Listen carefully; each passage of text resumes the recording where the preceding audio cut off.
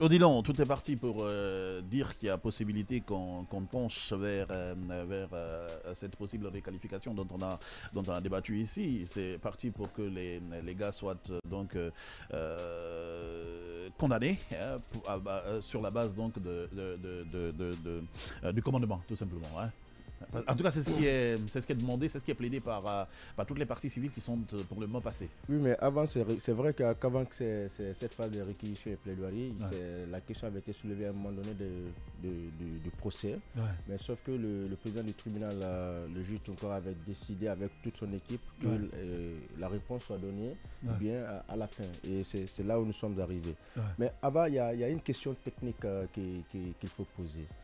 Pendant la commission de ces infractions en 2021, est-ce que l'actuel code pénal était en vigueur en 2009? En 2009, à l'époque de la commission des faits, est-ce que l'actuel code pénal était en vigueur? D'accord. Non. C'est après, quand on a procédé à la révision du code pénal, qu'on a également tranché sur la transposition des crimes internationaux dans notre arsenal pénal. D'accord. Donc, à l'époque de la commission des faits, c'est le statut de Rome qui était un peu le texte légal sur lequel il faut se baser pour juger ces infractions. D'accord. C'est pourquoi, au départ, ça c'est une première observation. La deuxième observation, l'arrêt qui renvoie ces accusés devant ce tribunal-là a tenu compte de quel type d'infraction? D'accord. On ne signe pas, on ne dégage pas l'infraction de crimes contre l'humanité. Ouais. Certes, une réqualification des faits n'est pas interdite, mais là, ça demande... donc pas exclu. N'est pas exclu, donc ça demande une certaine technicité. Alors, Simon, il t'a laissé parler. Après, si tu veux, c'était pour des précisions, tu viendras après. Hein? Bon, d'accord. Voilà, tu viendras après pour les précisions, si tu veux. Non, c'est juste la partie où je voulais... J'avais mon appréciation. Non, si c'est une appréciation, il faut laisser parler d'abord. Non. Vas-y, Odilon. Vas-y, Odilon. Non, je pensais que tu voulais... C'est pas une appréciation, je veux contredire effectivement ce qu'il a dit. Non, si c'est pour contredire, justement, ça sera après. Vas-y, je prends d'abord son avis. Vas-y. Voilà. Pas du tout, il t'a laissé parler quand tu parlais. Et lorsque nous prenons un peu le statut de Rome qui a été adopté en 1998 et entré en vigueur en 2002, son article 7, il est clair, il définissait que c'est qu'un crime contre l'humanité. Donc, au fin du présent statut, on n'attend pas crime contre l'humanité l'un quelconque des actes ci après lorsqu'il est commis dans le cadre d'une attaque généralisée et systématique. Et systématique lancée contre toute population civile et en connaissance de cette attaque. Donc on cite une panoplie d'actes criminels qui peuvent entrer dans ce cadre-là. Maintenant, aujourd'hui, on est en train de... le parquet et la partie civile sont en train de défendre une réqualification des faits. Mais à ce niveau, vous savez, les crimes contre l'humanité ont une certaine particularité. Encore une fois, je m'inspire un peu de l'issue du procès. Gbagbo devant la Cour pénale internationale. Gbagbo et Blé Goudé qui avaient été poursuivis devant cette juridiction internationale pénale pour crimes contre l'humanité également. Mais qui en ont été relaxés. Pourquoi? Parce que le bureau du procureur n'a pas trouvé les preuves. Parce que là, il y a infraction pénale. Mais il faut prouver qu'elles ont été commises de façon systématique et généralisée. C'est cet aspect qui a manqué au niveau du bureau du procureur de la Cour pénale internationale et qui a valu la relaxe de Gbagbo et de Blé Goudé. Voilà. Donc, quand on défend ici l'expression crime contre l'humanité, il va aussi falloir pour les avocats de la partie civile et le parquet pénal près le tribunal pénal ici, et bien de prouver que ces infractions-là, ces crimes-là ont été commises de façon systématique et généralisée. Ça, c'était mes premières observations. Maintenant, les plaidoiries. C'est vrai, Maître Amidou Bari, il m'a aussi enseigné en première année, il fit mon procès de droit civil. D'accord. Voilà, en 2005-6. D'accord. Lui, je ne l'ai pas... Odilon était ancien. Vas-y. Je le cache pas. Non, Maître Amidou. Vas-y, je t'écoute, vas-y. Continue à enseigner. Vas-y. Et Maître Amidou, je le comprends parce que c'est lui qui est... Il y a une association... qui défend un peu les choses, la vision de la Cour pénale internationale en Guinée. Il en est le président. Voilà. Donc on peut comprendre un peu, voilà, on peut comprendre un peu tout ce qu'il défend. Mais j'ai écouté un peu Maître DS. Maître DS hier, je l'ai écouté un peu sur la communication qu'il a faite. Le droit pénal, c'est comme les mathématiques. C'est 1 + 1 = 2.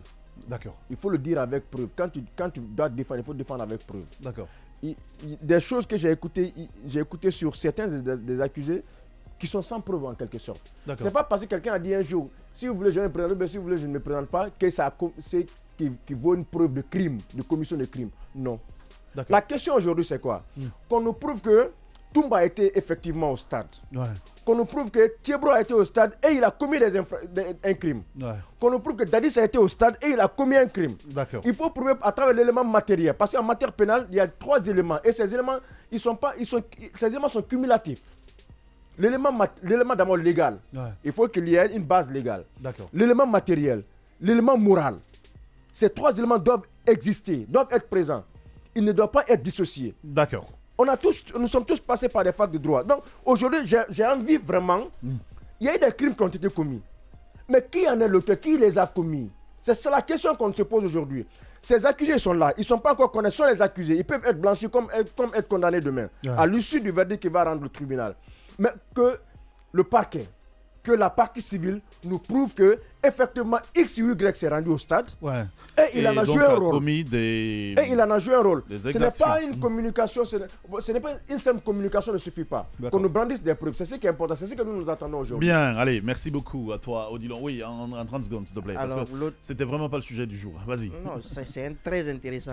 Allez, laisse tomber. L'autre chose que j'ai dit, c'est que, comme Odilon l'a rappelé, le droit pénal est un droit de certitude.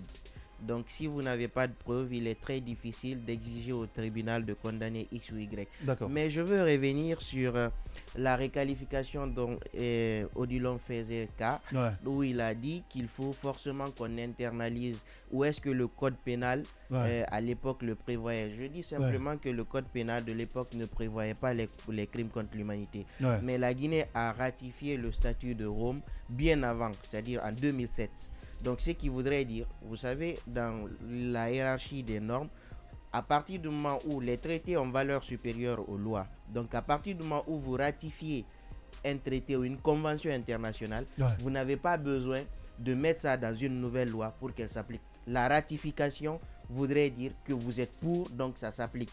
Donc aujourd'hui, ce qui a été soulevé, c'est vrai, les avocats de la défense, c'est parce qu'ils sont à la défense qui disent non, il fallait l'internaliser, il fallait faire ceci. Oui, en effet, il faut faire la part des choses parfois entre un avocat de la défense et également ce que vous avez appris à la fac de droit.